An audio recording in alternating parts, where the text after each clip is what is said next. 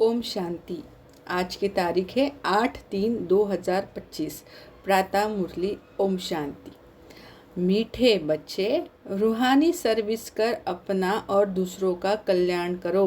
बाप से सच्ची दिल रखो तो बाप की दिल पर चढ़ जाएंगे। तो आज क्या कह रहे हैं बाबा?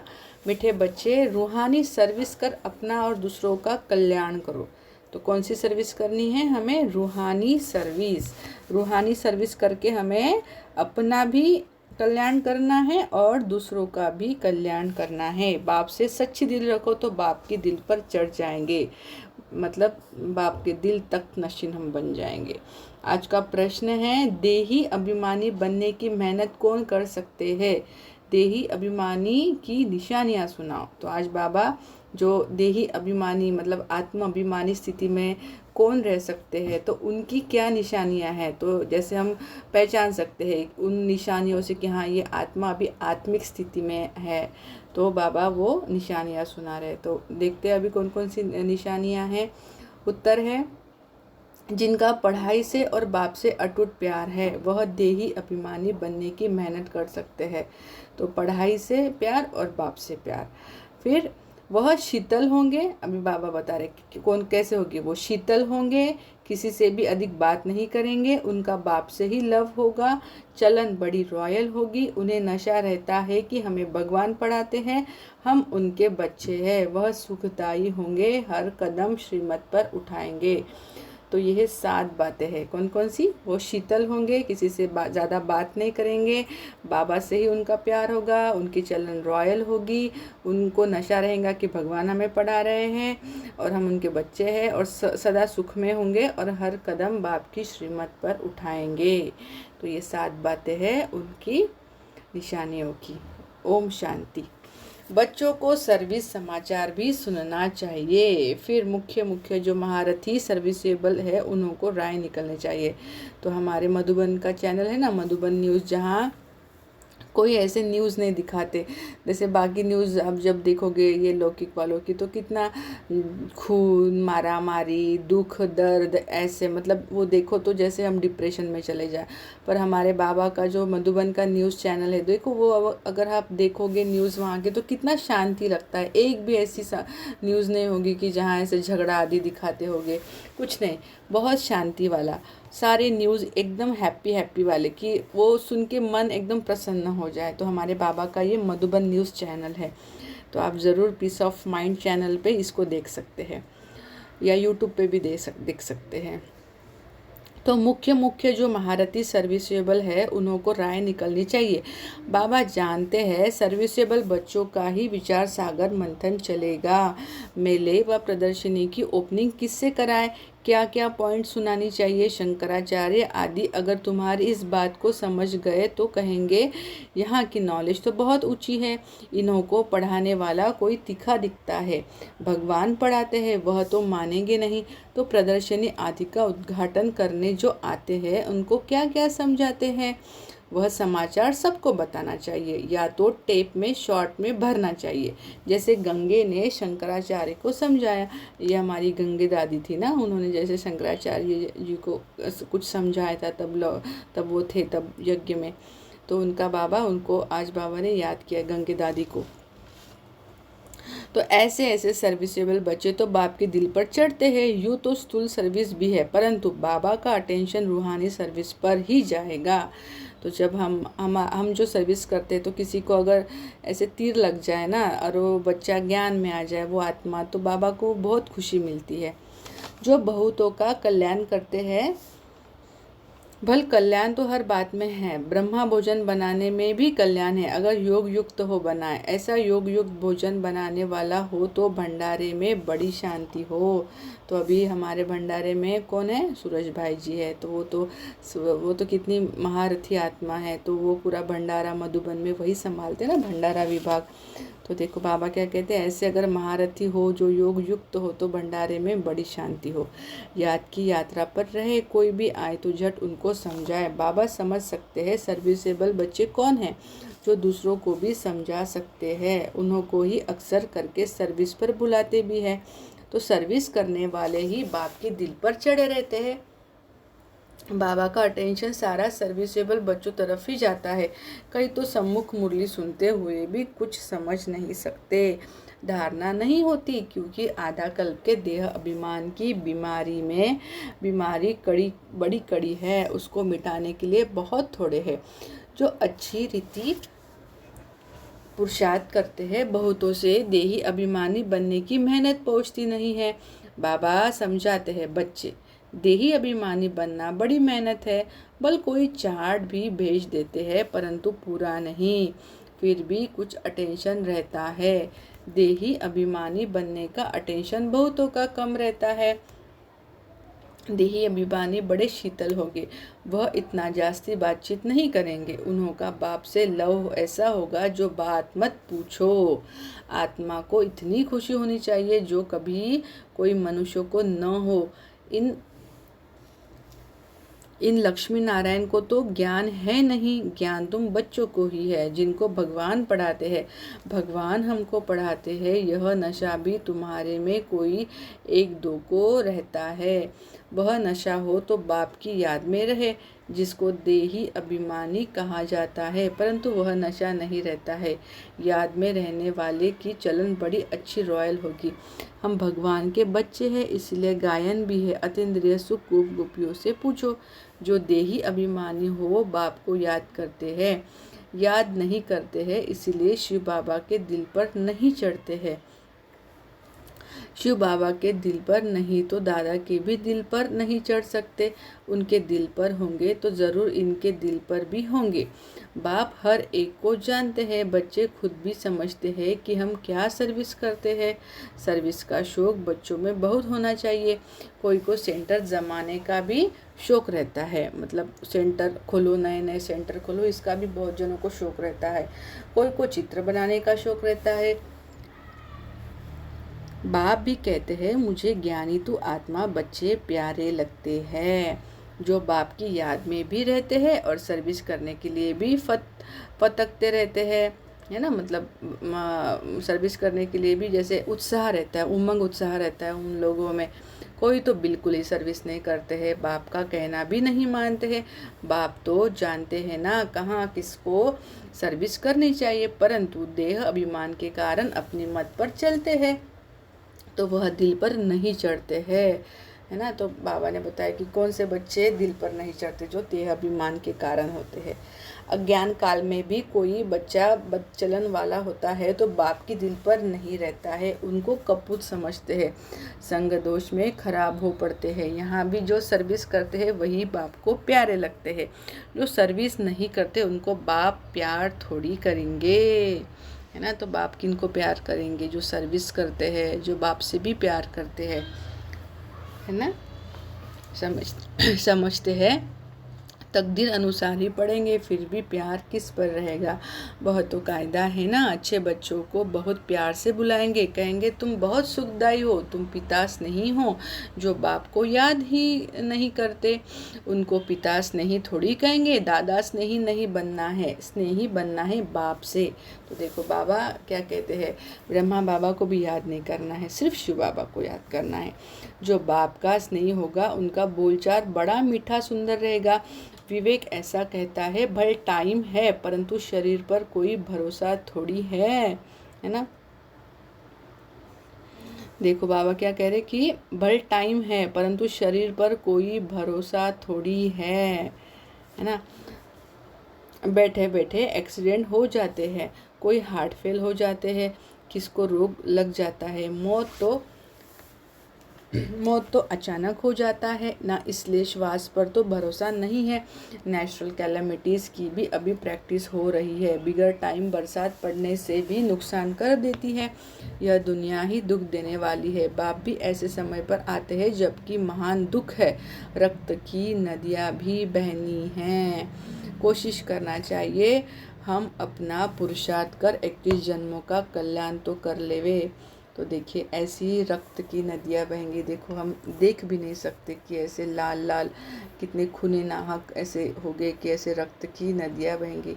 तो देखिए चित्र में भी हम नहीं देख सकते तो ओरिजिनल में कैसे होगा। तो बाबा ऐसी शक्ति भरना कि हम ये खूने नाहक खेल देख सके लास्ट में। कोशिश करना चाहिए हम अपना पुरुषार्थ कर 21 जन्मों को कल्याण तो कर लेवे। बहुतों में अपना कल्याण करने का फुरना भी दिखाई नहीं पड़ता है। बाबा क्या कहते हैं कि खुद का भी तो कल्याण करने का सोचो ना, मतलब कि बाबा कह रहे हैं कि बहुतों में अपना कल्याण करने का फुरना भी नहीं, कि भाई हाँ हमें कल्याण खुद का भी करना है और दूसरों का भी करना है। तो वो एक फुरना चाहिए, जोश चाहिए, उत्साह चाहिए कि नहीं मुझे तलफ है उस चीज़ की, है ना, कि नहीं मुझे खुद का भी कल्याण करना है और दूसरों का भी करना है। पर बाबा कहते कि कभी कभी कोई बच्चों में ये वाला फुरना भी नहीं रहता कि मुझे खुद का कल्याण करना है। बाबा यहाँ बैठ मुरली चलाते हैं तो भी बुद्धि सर्विसेबल बच्चों तरफ रहती है। अब शंकराचार्य को प्रदर्शनी में बुलाया है, नहीं तो यह लोग ऐसे कहाँ जाते नहीं हैं, बड़े घमंड से रहते, तो उन्हों को मान भी देना पड़े। ऊपर सिंहासन पर बिठाना पड़े, ऐसे नहीं साथ में बैठ सकते हैं, नहीं, रिगार्ड उन्हों को बहुत चाहिए। निर्माण हो तो फिर चांदी आदि का सिंहासन भी छोड़ दे। बाप देखो कैसे साधारण रहते हैं, कोई भी जानते नहीं। तुम बच्चों में भी कोई विरले जानते हैं, कितना निरहंकारी बाप है। यह तो बाप और बच्चे का संबंध है ना। तो देखो बाबा कितने निरहंकारी, इतने बड़े विश्व के मालिक हमारे शिव बाबा, इतने रचयिता, इतने बड़े, मतलब देखो कितना निरहंकारी बन के रहते हैं। नहीं तो ये लोग जो लौकिक में होते हैं, ब्राह्मण आत्माएं जो होते हैं, ये बड़े धर्मगुरु, तो इनको कैसे बड़े बड़े सिंहासन लगाते हैं सोने चांदी के। पर हमारे बाबा जो इतने सुप्रीम परमात्मा, तो देखो ना वो इतने निरहंकारी रहते। देखो हमारे ऐसे बच्चों के बीच में भी जाके बैठ जाएंगे, पर कुछ उनको है क्या कि मैं तो इतना बड़ी अथॉरिटी हूँ, पर वो उसका उनको है क्या, कुछ नहीं है ना। कितनी निरहंकारी हैं हमारे बाबा। वो बाबा भी बता रहे कि जैसे लौकिक बाप बच्चों के साथ रहते हैं, खाते खिलाते हैं, यह है बेहद का बाप। सन्यासियों आदि को बाप का प्यार नहीं मिलता है। तुम बच्चे जानते हो कल हमको बेहद के बाप का प्यार मिलता है। बाप गुलगुल फूल बनाने की बहुत मेहनत करते हैं, परंतु ड्रामा अनुसार सब तो गुलगुल बनते नहीं हैं। तो कल भी बताया ना कि 33 करोड़ ही आत्माएं जो है वो बाप की बनती है, बाकी सबको सिर्फ संदेश मिलेगा कि हाँ बाबा आया हुआ है, पर बच्चे सिर्फ 33 करोड़ बनते हैं। आज बहुत अच्छे कल विकारी हो जाते हैं। बाप कहेंगे तकदीर में नहीं है तो और क्या करेंगे। बहुतों की गंदी चलन हो पड़ती है, आज्ञा का उल्लंघन करते ईश्वर की मत पर भी नहीं चलेंगे, तो उनका क्या हाल होगा। ऊंचते ऊंच बाप है और तो कोई है नहीं। कौन है हमारा बाबा? सुप्रीम अथॉरिटी है, सबसे ऊंचा, कि उनके ऊपर कोई नहीं है। फिर देवताओं के चित्रों में देखेंगे तो यह लक्ष्मी नारायण ही ऊंचते ऊंच है, परंतु मनुष्य यह भी नहीं जानते कि इन्हों को ऐसा किसने बनाया। बाप तुम बच्चों को रचना और रचना की नॉलेज अच्छी रीति बैठ समझाते हैं। तुमको तो अपना शांति धाम सुख धाम ही याद आता है। बाबा कहते हैं ना, एक आँख में शांति धाम हो और एक आँख में सुख धाम हो, यह भी हमें प्रैक्टिस करनी है। तो बाबा जब 1-1 सेकंड के अभ्यास देते हैं तो उसमें बोलते हैं ना कि बच्चे 1 सेकंड में एक आँख में, अभी सब प्रैक्टिस करेंगे, अपनी अपनी आँखों में देखेंगे, एक आँख में सुख धाम, एक आँख में शांति धाम परम धाम, अपना एक आँख में सतयुग को देखना है और एक में परम धाम को। तो ऐसे 1-1 सेकंड में हम ऐसे छोटे छोटे अभ्यास कर सकते हैं। सर्विस करने वालों के नाम स्मृति में आते हैं ज़रूर। जो बाप के आज्ञाकारी बच्चे होंगे उनको उनके तरफ ही दिल जाएंगे। बेहद का बाप एक ही बार आते हैं, वह लौकिक बाप तो जन्म जन्मांतर मिलता है, सतयुग में भी मिलता है, परंतु वहाँ यह बाप नहीं मिलता है। तो ये बड़ा सेंटेंस बहुत ये होता है ना कि वहाँ बाबा नहीं आते हैं। अभी की पढ़ाई से तुम पद पाते हो, यह भी तुम बच्चे ही जानते हो कि बाप से हम नई दुनिया के लिए पढ़ रहे हैं। यह बुद्धि में याद रहना चाहिए। है बहुत सच, समझो बाबा खेल रहे हैं, अनायास कोई आ जाते हैं तो बाबा झट वहाँ ही उनको नॉलेज देने लग पड़ते हैं। बेहद के बाप को जानते हो। बाप आए हैं पुरानी दुनिया को नई बनाने। राजयोग सिखलाते हैं, भारतवासियों को ही सिखलाना है। भारत ही स्वर्ग था जहाँ इन देवी देवताओं का राज्य था। अभी तो नर्क है, नर्क से फिर स्वर्ग बाप ही बनाएंगे। ऐसी ऐसी मुख्य बातें याद कर कोई भी आए तो उनको बैठ समझाओ तो कितना खुश हो जाए। सिर्फ बोलो बाप आया हुआ है। यह वही महाभारत लड़ाई है जो गीता में गाई हुई है। गीता का भगवान आया था, गीता सुनाई थी किस लिए? मनुष्यों को देवता बनाने। बाप सिर्फ कहते हैं मुझ बाप को और वर्षे को याद करो। यह दुखधाम है, इतना बुद्धि में याद रहे तो भी खुशी रहे। हम आत्मा बाबा के साथ जाने वाली है शांति धाम, फिर वहाँ से पाठ बजाने आएंगी। पहले पहले सुखधाम में जैसे कॉलेज में पढ़ते हैं तो समझते हैं हम यह पढ़ते हैं, फिर यह बनेंगे, बैरिस्टर बनेंगे, व पुलिस सुप्रिटेंडेंट बनेंगे, इतना पैसा कमाएंगे, खुशी का पारा चढ़ा रहेगा। तुम बच्चों को भी यह खुशी रहनी चाहिए। हम बेहद के बाप से यह वर्षा पाते हैं, फिर हम स्वर्ग में अपने महल बनाएंगे। सारा दिन बुद्धि में यह चिंतन रहे तो खुशी भी हो, अपना और दूसरों का भी कल्याण करे। जिन बच्चों के पास ज्ञान धन है उनका फर्ज है दान करना। अगर धन है दान नहीं करते हैं तो उन्हें मनहूस कहा जाता है। तो बाबा क्या कहते हैं उनको मनहूस कहा जाता है कि धन है पर दान नहीं कर रहे। उनके पास धन होते भी जैसे कि है ही नहीं, धन है हो तो दान ज़रूर करे। अच्छे अच्छे महारथी बच्चे जो है वह सदैव बाबा के दिल पर चढ़े रहते हैं। कोई कोई के लिए ख्याल रहता है यह शायद टूट पड़े। सरकमस्टांस ऐसे है, देह का अहंकार बहुत चढ़ा हुआ है, कोई भी समय हाथ छोड़ दे और जाकर अपने घर में रहे। यह भल मुरली बहुत अच्छी चलाते हैं परंतु देह अभिमान बहुत है। थोड़ा भी बाबा सावधानी देंगे तो झट टूट पड़ेंगे। नहीं तो गायन है, प्यार करो चाहे ठुकराओ। यहाँ बाबा राइट बात करते हैं तो भी गुस्सा चढ़ जाता है। ऐसे ऐसे बच्चे भी है, कोई तो अंदर में बहुत शुक्रिया मानते हैं, कोई अंदर जल मरते हैं। माया का देह अभिमान बहुत है। कई ऐसे भी बच्चे हैं जो मुरली सुनते ही नहीं हैं और कोई तो मुरली बिगड़ रह ना सके। तो देखो ऐसे भी बच्चे हैं, मतलब हो गए ना, इसलिए तो बाबा ने कहा कि वो मुरली भी नहीं सुनते हैं। पर ऐसे कोई बच्चे हैं कि बाबा बोले कि भाई 4 बार मुरली पढ़ो तो वो 14-15 बार पढ़ ले। ऐसे भी बाबा बोले मेरे सिकिला दे बच्चे, जैसे हमारी जान की दादी। मुरली नहीं पढ़ते हैं तो अपना ही हट है, हमारे में तो ज्ञान बहुत है और है कुछ भी नहीं। तो जहाँ शंकराचार्य आदि प्रदर्शनी में आते हैं, सर्विस अच्छी होती है तो वह समाचार सबको भेजना चाहिए तो सबको मालूम पड़े कैसे सर्विस हुई, तो वह भी सीखेंगे। ऐसी ऐसी सर्विस के लिए जिनको ख्याल आते हैं उनको ही बाबा सर्विसेबल समझेंगे। सर्विस में कभी थकना नहीं चाहिए, यह तो बहुतों का कल्याण करना है। बाबा को तो यही होना रहता है, सबको यह नॉलेज मिले, बच्चों को भी उन्नति हो। रोज़ मुरली में समझाते रहते हैं यह रूहानी सर्विस है, मुख्य सुनना और सुनाना है। शौक होना चाहिए, बैज लेकर रोज़ मंदिरों में जाकर समझाओ। तो बाबा देखो सर्विस के लिए बता रहे कि बैज पहनकर रोज़ मंदिर में जाओ। यह लक्ष्मी नारायण कैसे बने, फिर कहाँ गए, कैसे राज्य भाग्य पाया। मंदिर के दर पर जाकर बैठो, कोई भी आए बोलो यह लक्ष्मी नारायण कौन है, कब इन्हों का भारत में राज्य हुआ था। हनुमान भी जूतियों में जाकर बैठता था ना, उसका भी रहस्य है ना। तरस पड़ता है। सर्विस की युक्तियाँ बाबा बहुत बतलाते हैं परंतु अमल में बहुत कोई मुश्किल लाते हैं। सर्विस बहुत है, अंधों की लाठी बनना है। क्या करना है? अंधों की लाठी बनना है। जो सर्विस नहीं करते, बुद्धि साफ नहीं है तो फिर धारणा नहीं होती है। नहीं तो सर्विस बहुत सहज है। तुम यह ज्ञान रत्नों का दान करते हो, कोई साहूकार आए तो बोलो हम आपको यह सौगात देते हैं। इनका अर्थ भी आपको समझाते हैं। इन बैजेस का बाबा को बहुत कदर है और किसको इतना कदर नहीं है। इनमें बहुत अच्छा ज्ञान भरा हुआ है परंतु किसकी तकदीर में नहीं है तो बाबा भी क्या कर सकते हैं।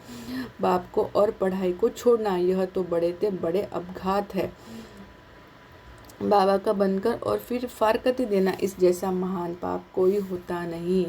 तो है ना, जहाँ लोग दर बदर भगवान को मिलने के लिए इधर उधर जाते हैं, जप तप उपवास क्या क्या करते हैं और वहाँ वो स्वयं भगवान हमें मिल रहा है और हम उसको फारकती दे रहे हैं, हम उसे छोड़ के जा रहे हैं। तो बताओ इससे मतलब जो अभागा होता है, अभागन बोलते हैं, या उससे भी ये तो महान पाप है, तो इससे ज़्यादा कौन सा और महान पाप हो सकता है। उन जैसा कमबख्त कोई होता नहीं। बच्चों को श्रीमत पर चलना चाहिए ना, तुमको बुद्धि में है, हम विश्व के मालिक बनने वाले हैं। कम बात थोड़ी है, याद करेंगे तो खुशी भी रहेगी। याद न रहने से पाप भस्म नहीं होंगे। एडॉप्ट हुए तो खुशी का पारा चढ़ना चाहिए, परंतु माया बहुत विघ्न डालती है, बच्चों को गिरा देती है। जो बाप की श्रीमत पर ही नहीं लेते वो तो वह क्या पद पाएंगे। थोड़ी मत ली तो फिर ऐसा ही हल्का पद पाएंगे। अच्छी रीति मत लेंगे तो उच्च पद पाएंगे। यह बेहद की राजधानी स्थापन हो रही है, इसमें खर्चे आदि की भी कोई बात नहीं है। कुमारियाँ आती है सीखकर बहुतों को आप समान बनाती है, इसमें भी आदि की बात ही नहीं। बाप कहते हैं तुमको स्वर्ग की बादशाही देता हूँ, मैं स्वर्ग में भी नहीं आता हूँ। शिव बाबा तो दाता है ना, उनको खर्ची क्या देंगे। इसने सब कुछ उनको दे दिया, वारिस बना दिया। एवज में देखो राजाएं मिलती है ना, यह पहला मिसाल है। सारे विश्व पर स्वर्ग की स्थापना होती है, खर्चा पाई भी नहीं। अच्छा, मीठे मीठे सिकिल दे बच्चों प्रति माता पिता बाप दादा का याद प्यार और गुड मॉर्निंग। रूहानी बाप की रूहानी बच्चों को नमस्ते। हम रूहानी बच्चों की रूहानी माता पिता बाप दादा को याद प्यार, गुड मॉर्निंग और नमस्ते। शुक्रिया मेरे मीठे प्यारे बाबा, आपका पदम गुणा शुक्रिया। धारणा के लिए मुख्य सार है, पहला, पिता स्नेही बनने के लिए बहुत बहुत सुखदायी बनना है। अपना बोल चाल बहुत मीठा रॉयल रखना है। सर्विसेबल बनना है, निरहंकारी बन सेवा करनी है। दूसरा है, पढ़ाई और बाप को छोड़कर कभी अपघाती महापापी नहीं बनना है। मुख्य है रूहानी सर्विस, इस सर्विस में कभी थकना नहीं है। ज्ञान रत्नों का दान करना है, मनहूस नहीं बनना है। आज का वरदान है, सदा निज धाम और निज स्वरूप की स्मृति से उपराम न्यारे प्यारे भव, है ना। सदा निज धाम और निज स्वरूप यानी आत्मा परम धाम में रहने वाली इस स्मृति से हमें उपराम और न्यारा और प्यारा रहना है। विस्तार है, निराकारी दुनिया और निराकारी रूप की स्मृति में ही सदा न्यारा और प्यारा बना देती है। हम है ही निराकारी दुनिया के निवासी, यहाँ सेवा अर्थ अवतरित हुए हैं। हम इस मृत्यु लोक के नहीं लेकिन अवतार है। सिर्फ यह छोटी सी बात याद रहे तो उपराम हो जाएंगे। जो अवतार न समझ गृहस्थी है तो गृहस्थी की तो गृहस्थी की गाड़ी कीचड़ में फंसी रहती है। गृहस्थी है ही बोझ की स्थिति और अवतार बिल्कुल हल्का है। अवतार समझने से अपना निजी धाम निजी स्वरूप याद रहेगा और उपराम हो जाएंगे। स्लोगन है, ब्राह्मण वह है जो शुद्धि और विधि पूर्वक हर कार्य करे। तो ब्राह्मण कौन है? जो शुद्धि और विधि पूर्वक कार्य करने वाला। अव्यक्त इशारा है, जो निर्माण होता है वही नवनिर्माण कर सकता है। शुभ भावना व शुभ कामना का बीज ही है निमित्त भाव और निर्माण भाव। हद का मान नहीं लेकिन निर्माण। अब अपने जीवन में सत्यता और सभ्यता के संस्कार धारण करो। यदि न चाहते हुए भी कभी क्रोध या चिड़चिड़ापन आ जाए तो दिल से कहो मीठा बाबा, तो एक्स्ट्रा मदद मिल जाएंगी। अच्छा, ओम शांति।